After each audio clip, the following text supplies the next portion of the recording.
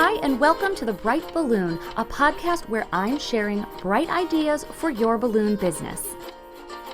My name is Sarah Meyer, and I'm a balloon business owner like you, and I love the creative side of what I do, but I really love the business side, which seems to be the part where most people struggle. So I'm here to help. Each week, I'm bringing you an episode full of bite-sized tips you can use to make tiny improvements to your business. I want you to make more money, eliminate stress, and learn along with me as we grow our creative businesses together. Welcome to The Bright Balloon. Hello and welcome to this episode. This is going to be a super fun, super lighthearted episode because it is crowdsourced from you. So my friend Meg from 365 Days of Balloons asked me if I'd ever done an entire episode dedicated to red flags in clients. And immediately I was like, no, but that's the best idea ever. So I posted on Instagram, I did a question asking what your red flags were, and that is what I'm sharing today. So I am going to read through your red flags in clients, things that make you run the other direction or make you wish you had run the other direction. And this is not going to be a negative, like ripping on clients type of thing. This is going to be fun and lighthearted, and I think really specific things that only we can relate to as balloon professionals. So I'm going to go first and share mine, and they don't really make sense, but they're just, I don't know. Every time I've had a client ask these things, I regret it. So the first one is anytime someone asks for matte finish balloons.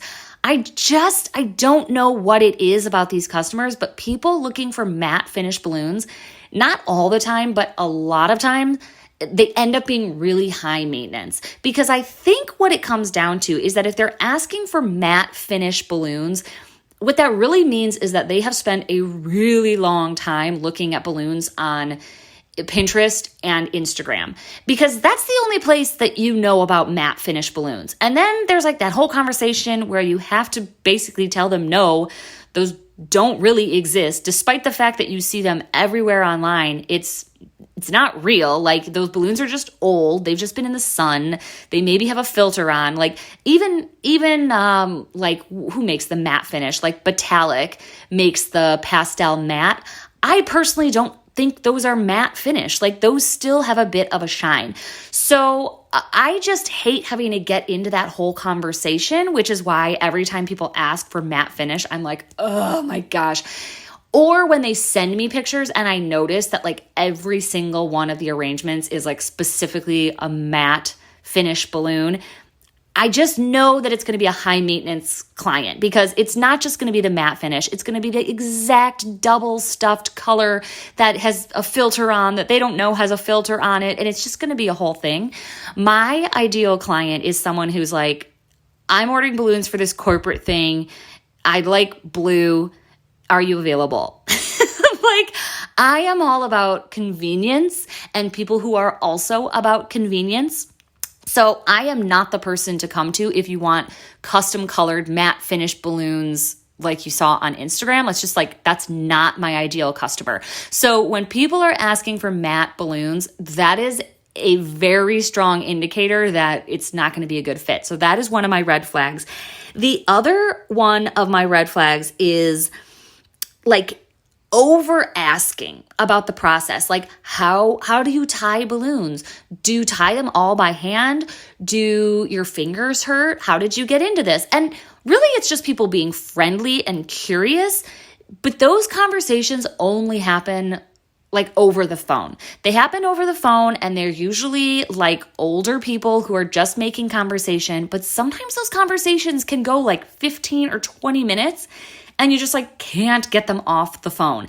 And I know that that is going to lead to more conversations and text messages and just like changes in the order because they think we're best friends. So anytime it gets like real chit chatty right away, that is usually an indicator that I'm going to be conveniently unavailable for that event. And some of you might be listening and being like, you're so mean. I love talking to my customers. Like, I love answering their questions.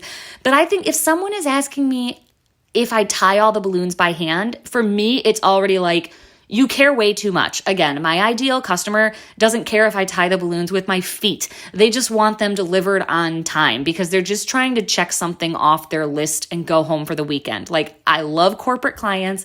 I love people who just want the balloons to show up and they do not care. I'm not the person to go to when you need to know every step of the process and you need to talk to me on the phone every week and you need to pick your colors and you need to pick your finish. And that leads into this bigger conversation that maybe we'll get to in the end. But this is this idea that I am obsessed with after reading the Pumpkin Plan, and it's identifying your area of innovation. So what area truly makes you unique, and what is the part of your business that makes it special? So is it price? Is it convenience? Or is it quality? And those are the only three, and you can only have one of them. Like, you cannot be all three of those. You are either going to be known for your prices, really low prices, your convenience, like you're the easiest way to order, you're the easiest person to work with, or your quality, like you do custom everything, your quality is insane, and because of that, people have to pay a lot of money. I am very, very much in the convenience camp. Like, it's convenient for me, it's convenient for them, it's easy for me, it's easy for them. I make ordering easy, I make delivery easy, I make everything easy. So if you want it to be custom and tricky and hard, I'm not at all the person for you. And I can see in some of the comments that people left on Instagram, I think other people are much more invested in like the quality. Like, they want to be custom, they want to be one of a kind, they want to be the best of the best. And that's why I think there's so many comments about pricing. For some reason, when people argue about my prices, it doesn't bother me at all. Like, I do not care. If someone tells me that my prices are too high, I don't get mad at all. If anything, I sympathize and I just say, like, yeah, I totally understand. I would never spend this much money on my daughter's birthday. Like, you should absolutely go to Party City. That doesn't bother me at all, but I can tell from the comments that pricing bothers a lot of people, and that's probably because you really value the quality and other people aren't valuing that. So this is a long tangent about this area of innovation. But again, reading the Pumpkin Plan, it has really colored almost everything that I do in my business.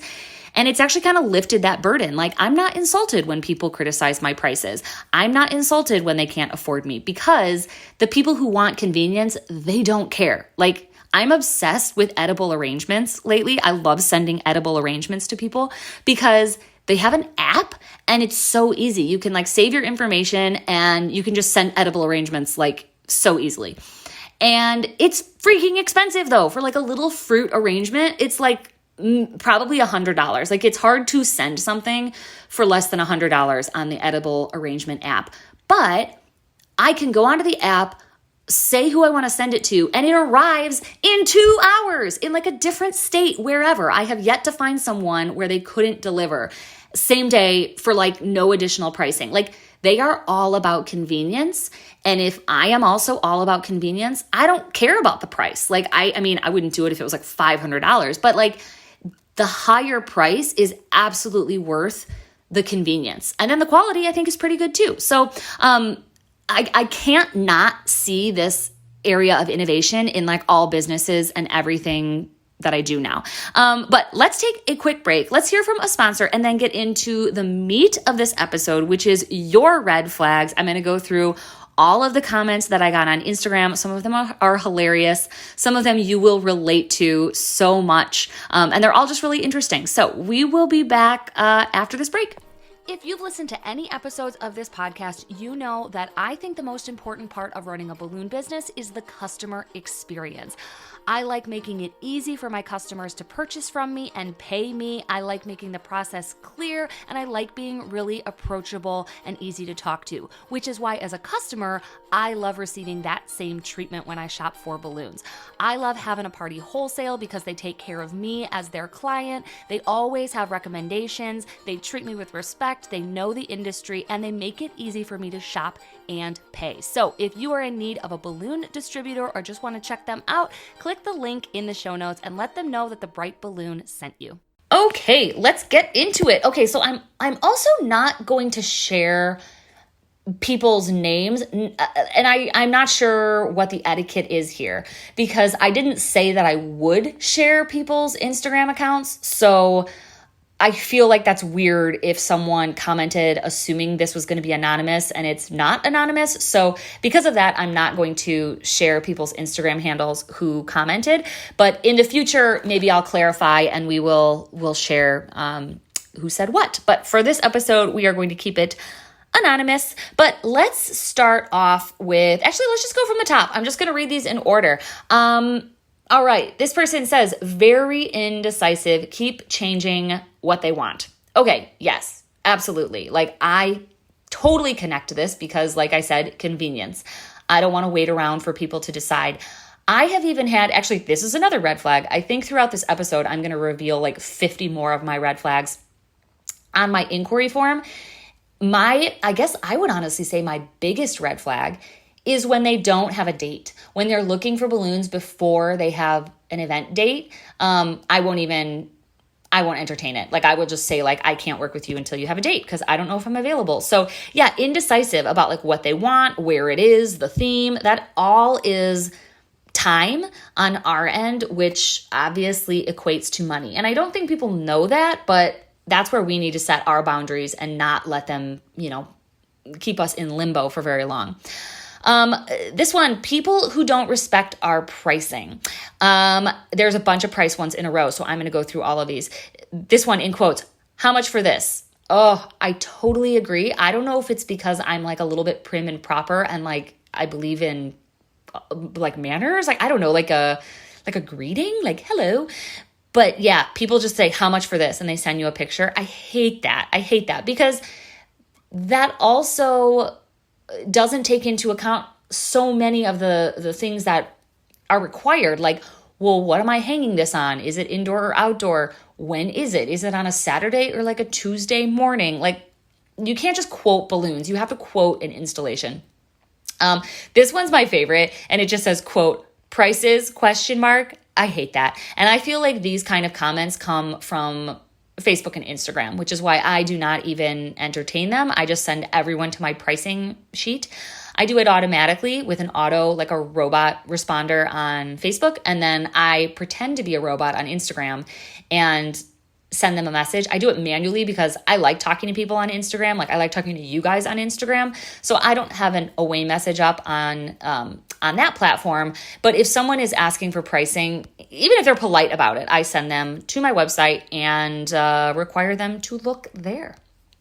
Another one, they say, I need to check with my partner, which translates to, I don't want to pay your rate. Okay, yes and no. One of my friends actually got into it on Instagram a couple weeks ago about this, saying the same thing, like I need to check with my partner.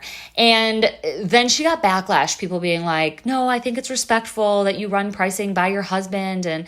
But at the same time, I'm kind of more on the side of like, well, but like, why didn't, if you really need to decide on how much you're going to spend on balloons, why didn't you have that conversation first? Why didn't you guys, I don't know, sit down at the computer and fill out the inquiry form together? Or like, why don't you just check with your husband and not tell me and then get back to me? Like, yeah, it does seem kind of like an excuse because people don't just want to say like, I need to think about it, or no, they're creating some sort of buffer. So yeah, like in the real world, wouldn't you actually ask your partner and then see what they have to say and then respond? So yeah, that does seem like a total excuse.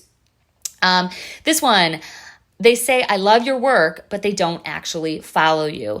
Likely going to ask for a freebie collaboration. Yep, absolutely. People who love your work and have never seen it.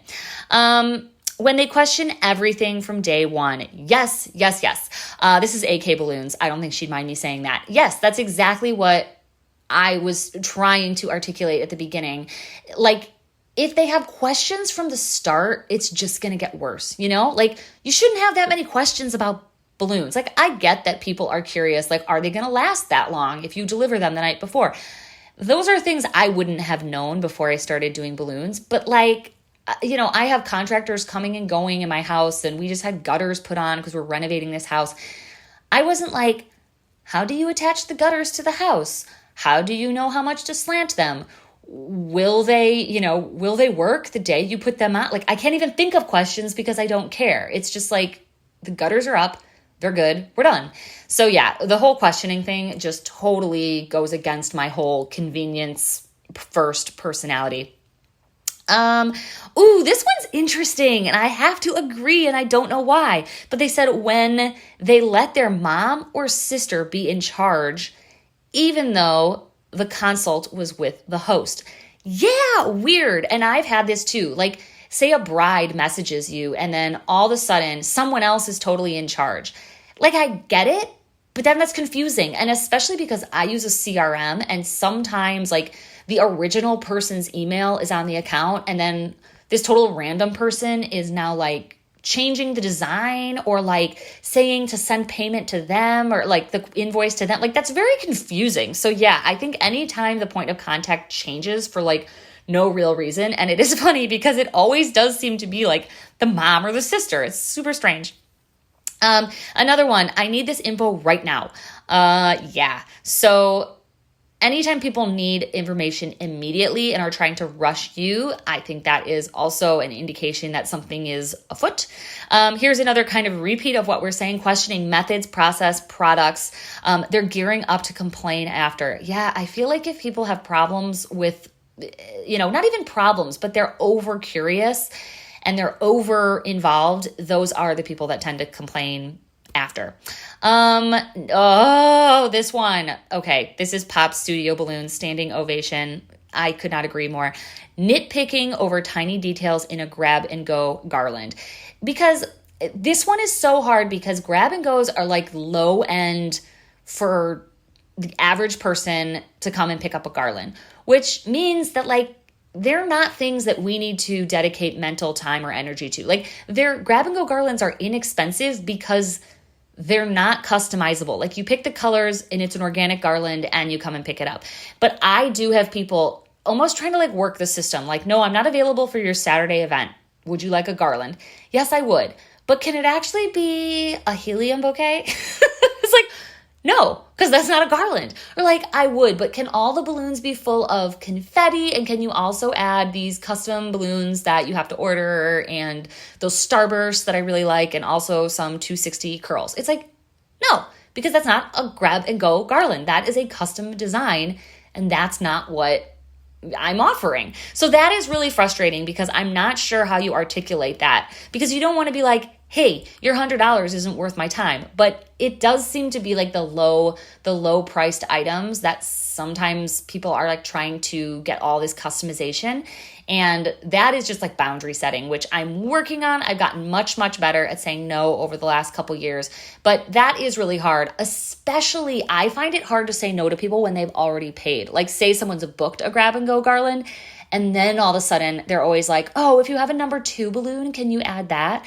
And it's just like, not really. You didn't pay for that. And that's not included in grab and go garlands. And it just gets annoying. Yes. Red flags. I think if people are asking for customization from the beginning, I'm much more able to say no. Just like, nope, don't want to do it. What else do we have? Oh, these are all so good. I'm so grateful that you guys all contributed. I love these crowdsourced episodes. Let's see. Oh my gosh, just kidding. These keep getting better. This one, 2 in a row, asking you to use their balloons. And then this other one saying, can you just use the balloons that I bought off of Amazon? That one is so weird. And also, it's one of those like kind of like the matte finish where then you have to have this whole conversation about why your answer is no. But it's just so weird. It's like asking a baker to use your flour. Like, no, that's not how it works. You're paying for the balloons. Also, your balloons are crap. And if I pop one and I don't have a replacement, then I'm spending time figuring out like what I'm going to do. I have filled people's balloons up before. Sometimes it's like they bought them and then they like don't have time to actually do it. So they just like awkwardly give me the kit and I just like have it. I haven't done this in years, but like I just had this kit and it was like, well, I'll just fill them up. Like it's not, whatever. They're not going to pop if they don't pop when I'm inflating them. So I have used like Amazon crappy balloons before, but yeah, I don't anymore because it's just extra time. It's unnecessary conversation or explanation and way more of a risk of failure. Or it just like looks crappy. Also, some of those Amazon balloons smell like straight up gasoline. Have you gotten any of those where you open the bag and you're just like immediately high? I am like, I don't know what you are dipping these things in, but they smell flammable. Oh my gosh, this one is so funny. Completes the inquiry form multiple times in a 24-hour period. Yeah, I have had people do that too. They fill it out and then they like fill it out again. And then sometimes they're like, actually, I've changed my mind or I forgot to include. And it's just like, okay, calm down. You filled this out 4 times since 11 p.m. last night, and I could not have possibly responded to you in that time. Next up, they want to know everything and clearly don't trust you. Yep, absolutely. They send pictures of work of other people in your area. Ooh, interesting. I don't know that I have had that happen, but yeah, that is the definition of a red flag. Someone price shopping, someone trying to get you to, throw your competition under the bus or beat their prices. Yeah, nope, hard pass. Anytime a client tries to book a couple days before the event. Okay, yep, so that's just like a personal red flag. I know a lot of people that love last minute orders. They make a ton of money on last minute orders. Like, I think like Dream Factory balloons, like Dante in New Jersey, like they'll do walk-in orders. Like they say yes to everything. And because they are that accommodating, they get a lot of business. I personally could not do a job a couple days in advance. Like I probably wouldn't have all the balloons. I book up for the weekends because I have a small staff, aka like just me. That's really hard to do. Usually I am booked up. So that is a good example of like a boundary or a personal red flag that you have for yourself. They are rushing the process and want to pay quickly. Yeah. Yep, my biggest client is like that, and I don't know why, and it's weird, but she always wants to pay like this multi-$1,000 bill immediately, and like before I quoted her anything.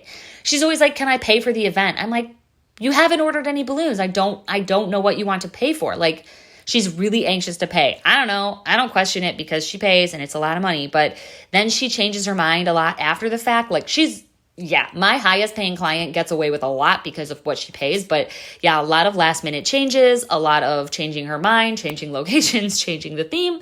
But I would have to agree that, yep, paying really, really quickly. And also like a sidebar, that can also be like an indication of like a scam. Like if you get a text and someone is wanting to pay quickly or has like a very like specific request, anytime there's like a wire or transfer or cashier's check involved, just like do not even reply to the text message. Those are always scams. But quick payment and like really demanding also seems to be a constant trend in those scammy texts. Like, I need to know right now. It has to be the best quality ever. I really want to pay, blah, blah, blah. Like anything like that, it's a scam. So just run the other way. Let's keep going here. They want exactly what's in the photo. Yes. Hate it. Calls, inquires, and emails within 2 hours. Yep. I even have my voicemail set to say like new clients have to go through the inquiry form. And I have people who they have the guts to like leave messages that say like, I know I'm supposed to fill out the form, but like, I just need you to call me back. And then I get mad from the beginning and I'm just like, you know what?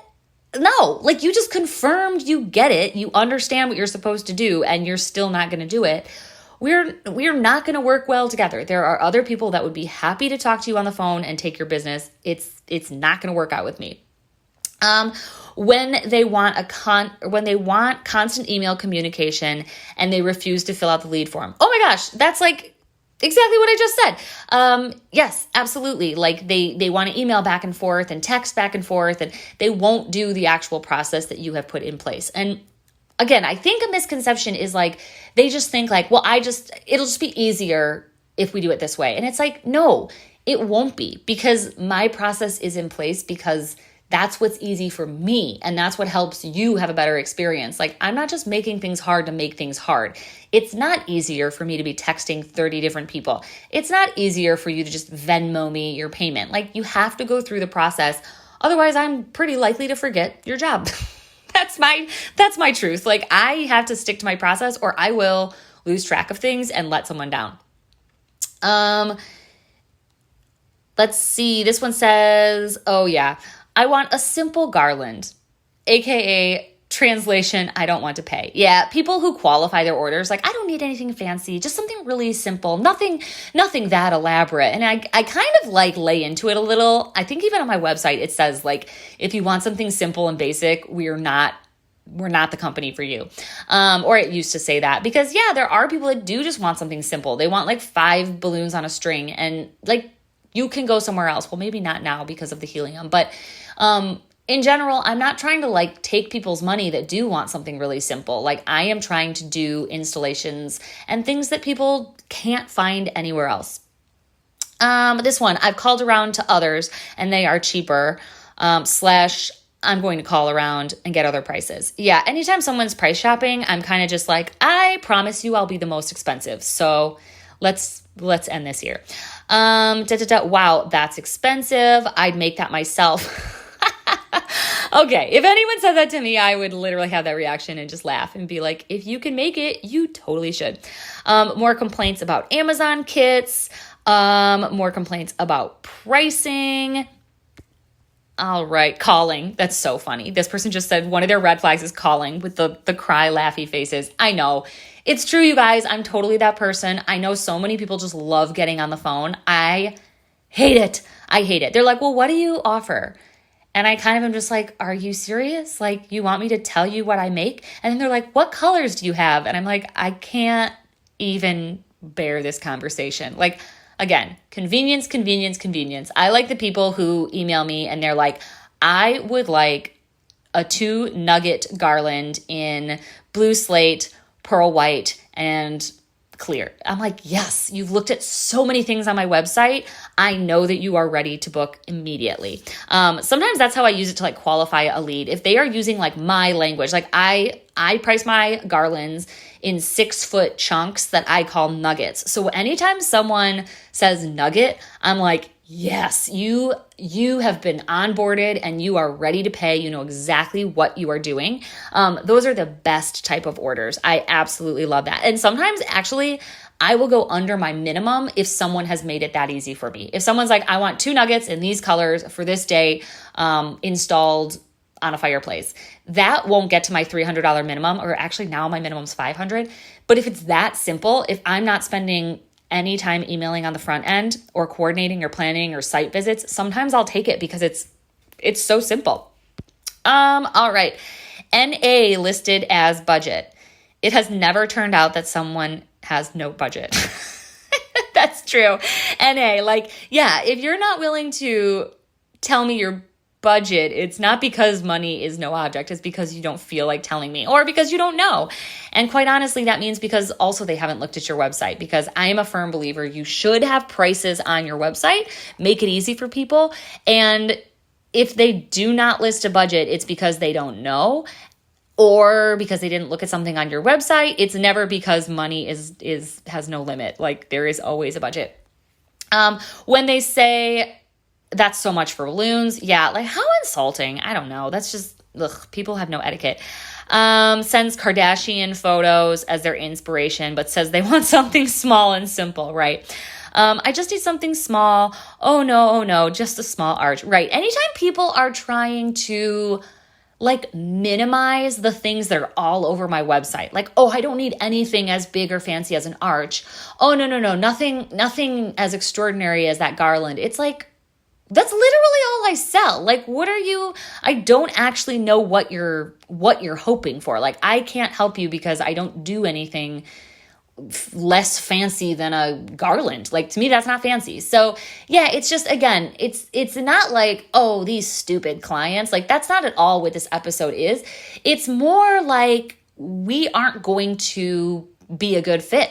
Period. Like, if someone who is an event planner, a lot of times they have red flags, because I find event planners the least likely to fill out the event form on my website, the most likely to have super custom colors, super custom requests, the most likely to send the Kardashian photos, the most likely to have a small budget, and the most likely to negotiate. For some reason, a lot of event planners like want you to cut them a deal because they're somehow like making it easy on you because they're the go-between. And it's like, you're not making it easier. Like, you're actually one more person I have to talk to before getting approval on this. So yeah, event planners are super weird. And a lot of times they break all the rules. But I do have some really, really easy event planners to work with.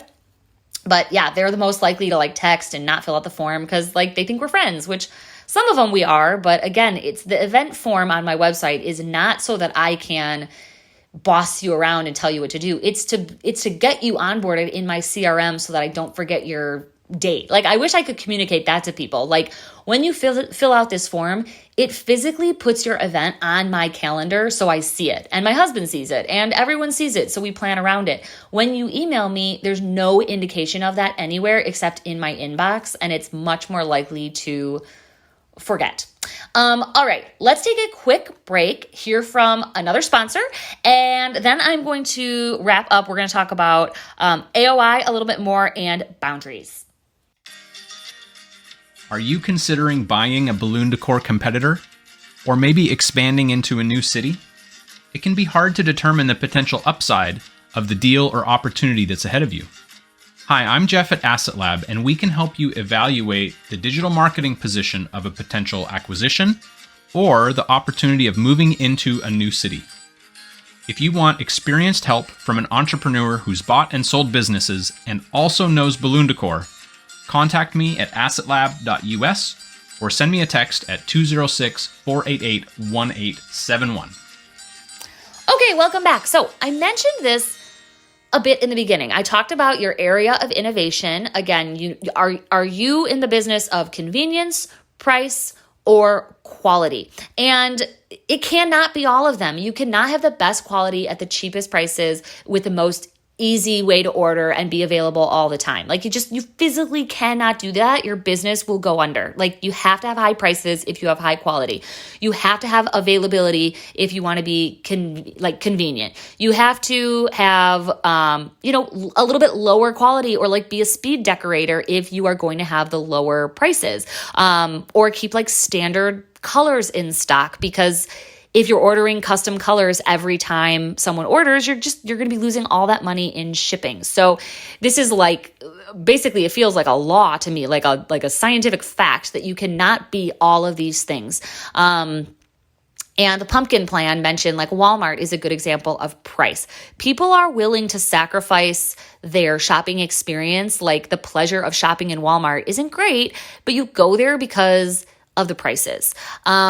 Versus like a Target, it's much more expensive, but it's a much more enjoyable experience, and the quality is a bit higher. They have like guest designers, they have product lines. Like, Target has made a name for their designer products, so they are in like kind of the quality, maybe a little bit more like quality convenience, like a combination of those two. Like, you can get good design at an affordable or at a convenient location. But then there's like the really high end, like Hermes, these designers that, they'll sell a scarf for like $2,000, and it's because of the quality, and not necessarily quality like it's not going to fall apart, but quality like it's exclusive. Like, the quality meaning like it's the best, it's the most exclusive, it's hard to get. So you cannot have all of those things, because if they started selling those same scarves for $3, all of a sudden the whole thing falls apart. Like, it doesn't work. So really zeroing in on your area of innovation and feeling good about the thing that you are, and being okay with the things that you are not. If you want to be the cheapest balloon person, I'm not even going to say cheap because that has a negative connotation. If you want to be the most affordable, if you really want to serve moms who want something simple for their kid's birthday party, like, that's totally fine. Like, that is noble. But then you're not going to be doing custom cut vinyl and ordering whatever color they want and customizing everything. And like, you just can't. So maybe you're going to have 20 colors that you keep in stock, and you have 3 designs that you offer, and you're going to be more of like a speed decorator, and that's fine. Or maybe you only offer grab and goes. Like, that would be a great model. You just can't have all of those. And I am so I'm just so naturally a convenience person. I personally as a consumer am convenience driven, but as a designer decorator, I'm also all about convenience. Like I believe it or not, I do not want those super high end custom parties. Like a Kardashian party would drive me insane. Even though sometimes high-end clients actually are really easy to work with, it totally depends on the person. But like, I do not want to do the multiple site visits and the mock-ups and the custom colors and the double stuffing. Like, I don't like it. That's not what I like to do. I like to do big corporate stuff where they pick their colors, they tell me what they want, and I show up and I get the job done. I am all about convenience. And then the other thing is boundaries. The reason or the way that you get to actually establish and have those areas of innovation in your business is by setting boundaries. They're not just going to magically happen. Like I did not get known for convenience on accident. Like I had to put so many boundaries up in my business, so many limits. I limit what colors they choose. I limit how they can contact me. It's 100% on my website through my inquiry form. I even mentioned earlier, like I have my message set on my cell phone saying that I'm not going to call you back. Like you have to do it on the website. And another thing is following through with that. Like I actually don't call people back. Even when they're like, please just call me back. I don't want to fill out the form. I don't call them back. And I think people would argue that that's not great for business. But for me, it's like the only way to get people to actually do what I need them to do. It's not even what I want them to do. It's what I need them to do. Like I have a full-time job. I have a toddler. I am running this business. I'm running the podcast. I need people to fill out the form so that they get into my CRM. That is just the way that I have to do business to succeed. Other areas of convenience, other limits that I've put into place is like my delivery radius. Like I won't go everywhere and I won't like take certain jobs. I'm not going to drive an hour away for a $300 job. I'm not. But if you're all about convenience, maybe you have a flat delivery fee, or maybe you have pickup times, or I'm sorry, not convenience. Like price. Maybe you just have all pickup times and you do grab and goes exclusively. Like you can be whatever you want and you don't have to feel bad that you're not everything. Like I don't feel bad that I don't have low prices. Like I don't feel bad. There is someone for everyone, and that person who's upset that my prices are high, they probably aren't going to contact me in the first place because I have my prices on my website and I have a $500 minimum. But they're going to find someone else who's really happy to have their business, and it's going to be a win-win versus if I take them, I'm going to be mad that it's such a low minimum. I'm going to be kicking myself for taking a job that I didn't want to take. When they change their design in the last minute, I'm going to be even more angry. Like it just leads to worse stuff anytime you break and you don't set your own boundaries. Other boundaries that you can set, we've talked about communication. We've talked about what you make, how you sell it, how you let people order. Another boundary might just be like how often you work. Like maybe you need to have one full weekend off. Maybe you don't love corporate and you're only going to work with a certain demographic, like, moms or whatever. You can set whatever boundaries you want. You could go the other end if you really, really want to do the quality. You might have a boundary saying that like you have to have a site visit 100% of the time so that you can properly design the best decor for their event. Like that could be a boundary that you put in place, and people who don't want to pay for that site visit are not going to be your ideal client. So it's like putting little bumpers on your bowling lane, like little railroad tracks, so that when you want to kind of like go off the road, it kind of like keeps you in your lane. It keeps you where you want to be. Otherwise, you get all crazy. You make all these decisions and you say like, I'm booked up for the month, but then you take like 7 more jobs. We've all done that. Or you say like, my minimum is $500 and then you take a $200 job. Like we all break our own boundaries, but I think sticking to your boundaries is the way that we start establishing our areas of innovation. And then that is one step closer to avoiding some of these clients. We're always going to get the red flags. We're always going to get these clients, but I think knowing upfront and being able to identify the things that drive you nuts or are an indicator that it's not the right fit, that I think that is really key. And I think it probably took me like 5 years to get there. And then the last thing I wanted to mention that I don't really know how to, I don't know. I guess I don't know how to really like teach it, or if you guys feel the same way, but like, I think intuition is a real thing. Like sometimes I get an email and my gut is just telling me like, something's weird. Or I talk to someone on the phone and it's just like, I'm just like, I think this doesn't feel like a good fit.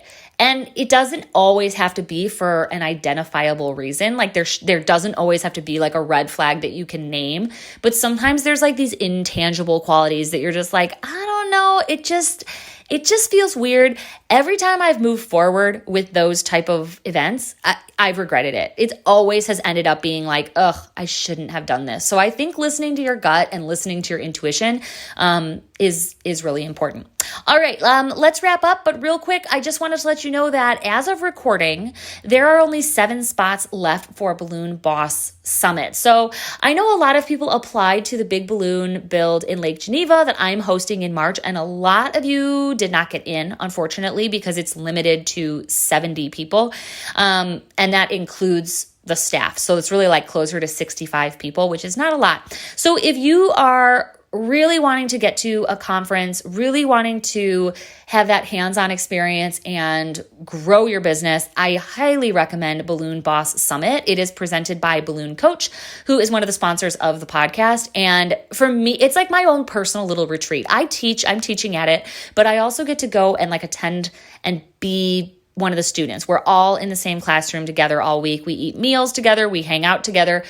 For me, it is like my favorite week every year where I really get to focus on my business and myself. And I don't know, I get like very centered, if that sounds a little woo-woo, but like I really have the time and the space to think about where I want my business to go. And I just love it. I love talking shop. I love meeting new people. I love sitting by the pool. I love Florida.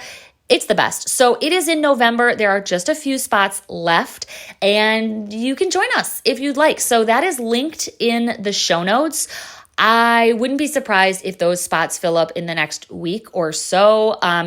You want to be there. That's all I'm saying. There will be many of you who don't go and you will wish that you had. So I hope to see some of you there. Send me a message if you're thinking about it, if you're not sure if it's a good fit. And I'm happy to voice text you kind of a little bit more information, or just head to Balloon Coach and read about it yourself. All right, let's wrap up. I hope you enjoyed that episode. I hope I didn't get too mean or snarky. That was not the goal, but man, we deal with a lot. We deal with a lot of people.